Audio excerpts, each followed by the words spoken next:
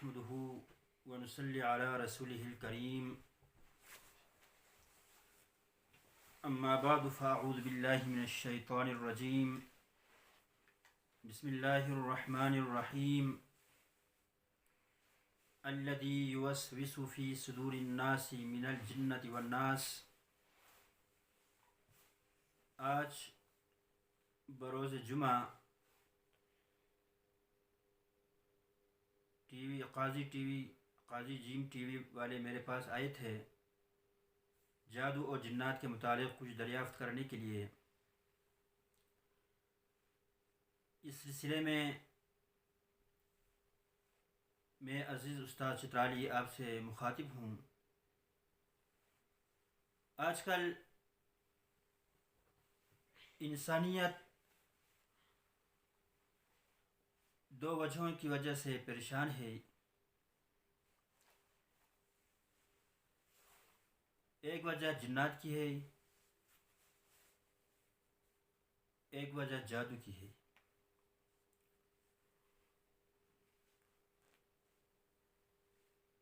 کسی پر جنات کا سایہ ہے تو کسی کے جسم میں جنات کی حاضری ہوتی ہے، جنات اس کے جسم میں حاضر ہو جاتے ہیں.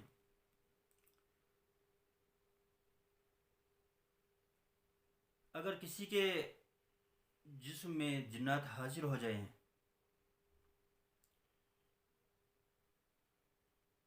تو ان کو یا علماء کرام مفتیان اعظام سے مشورہ کر کے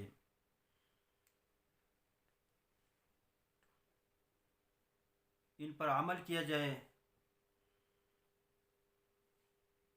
پہلی بات یہ ہے کہ اگر کسی کے جسم میں جنات حاضر ہو جائیں اس کو نماز پڑھنے نہ دیں، روزے رکھنے میں دشواری ہو، قرآن کریم کی تلاوت کرنے میں دشواری ہو، تو اس وقت ان جنات کو حاضر کر کے ماہر علماء کرام عاملین حضرات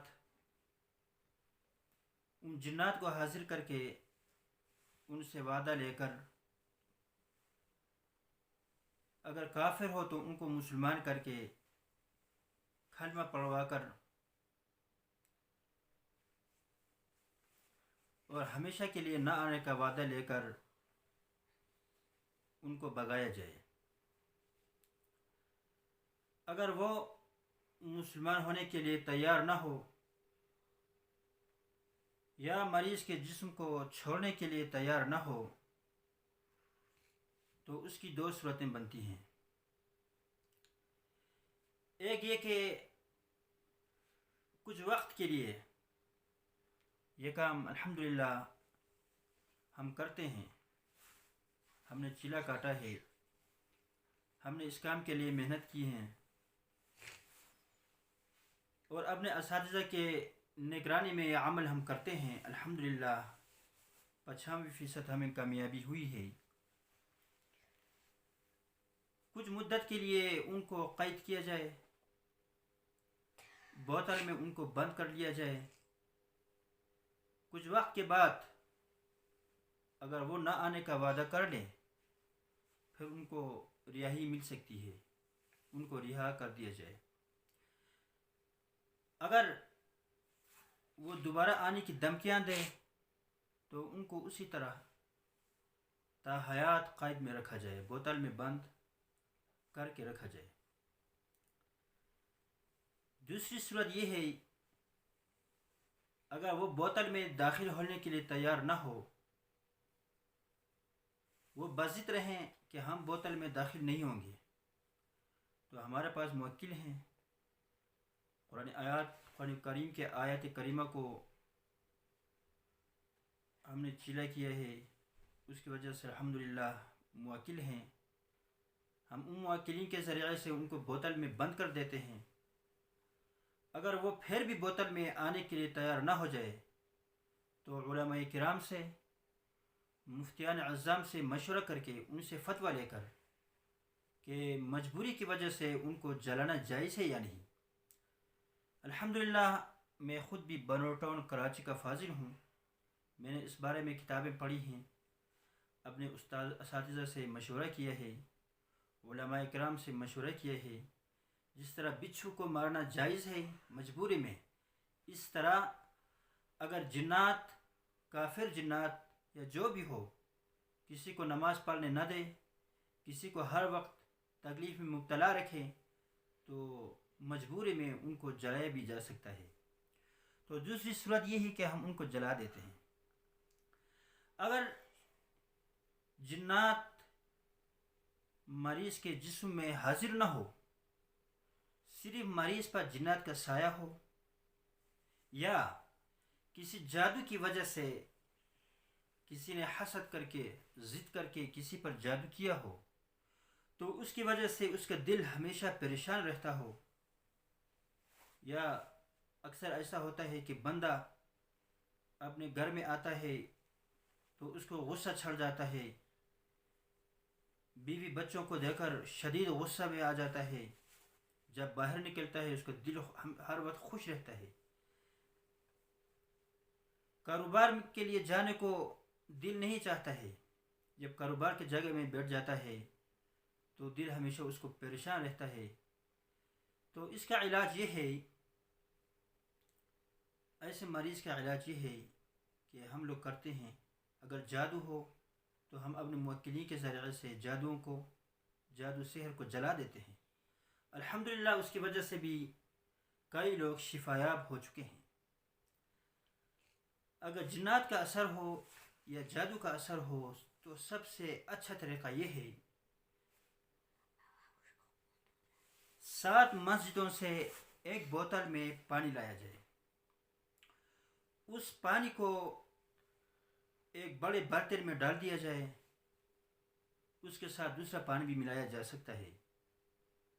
اس کے بعد مریض خود، جس کا دل ہر وقت پریشان رہتا ہے، کاروبار کے لیے جانے کو دل نہیں کرتا ہے، گھر میں آتا ہے تو غصہ چھڑ جاتا ہے، نماز پڑھنے کو دل نہیں کرتا ہے، یہ جادو اور جنات کی وجہ ہے، یا جنات کا سایہ ہے، یا جادو کے اثرات ہیں۔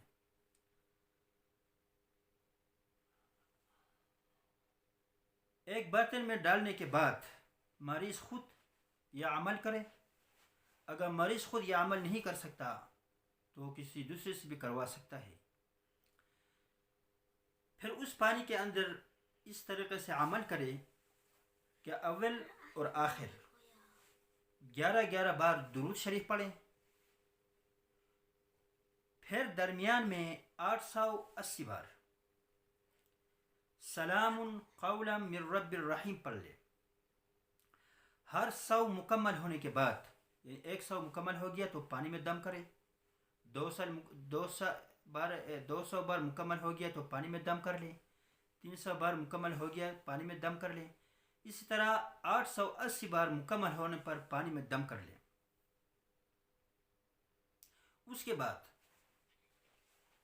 سورہ یاسین 7 بار پڑھنا ہے، سورہ یاسین 7 بار پڑھیں۔ ہر بار ختم کرنے کے، یعنی پہلی بار ختم کر دیا تو پانی میں دم کر لے، دوسری بار ختم کرنے کے بعد پانی میں دم کر لے، اس طرح 7 بار سورہ یاسین مکمل کرنے کے بعد پانی میں دم کر لے۔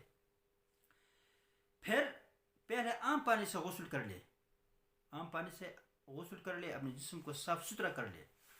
اس کے بعد کسی صاف جگہ میں کھڑے ہو کر یا کسی بڑے برتن میں کھڑے ہو کر، تاکہ یہ پانی زمین پر نہ گرے، گند جگہ میں نہ گرے،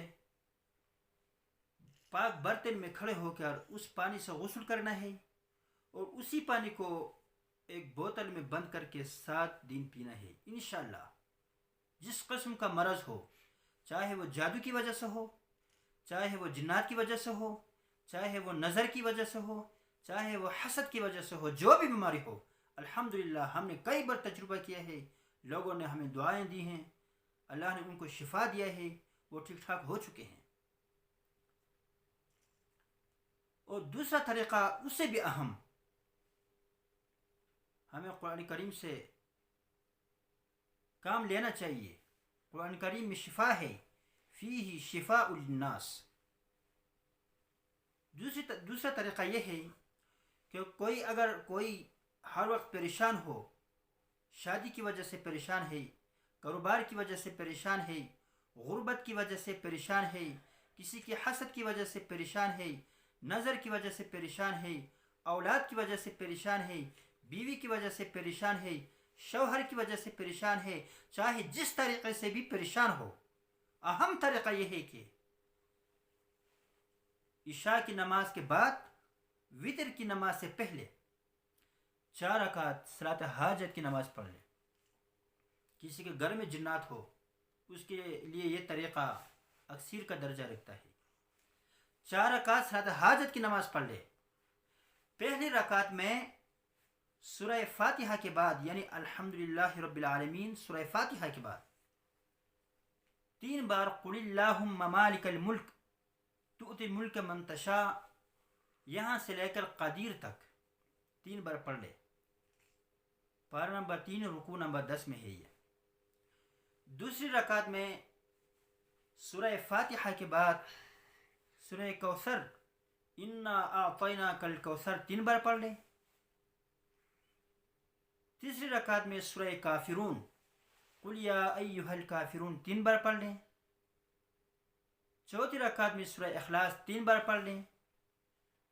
پھر سلام پھیرنے کے بعد سورہ یاسین مبین در مبین ختم کر لیں، یعنی ہر مبین میں پہنچ کر پہلے مبین میں پہنچا تلاوت کر کے پھر شروع سے شروع کر لیں، دوسرے مبین کے بعد پھر شروع سے ابتدا سے، تیسرے مبین کے بعد ابتدا سے، یعنی اسی طریقے سے سورہ یاسین ختم کر لے، پانی میں دم کر کے پیے اور اپنے جسم میں اپنے ہاتھوں کو پھیر لیں۔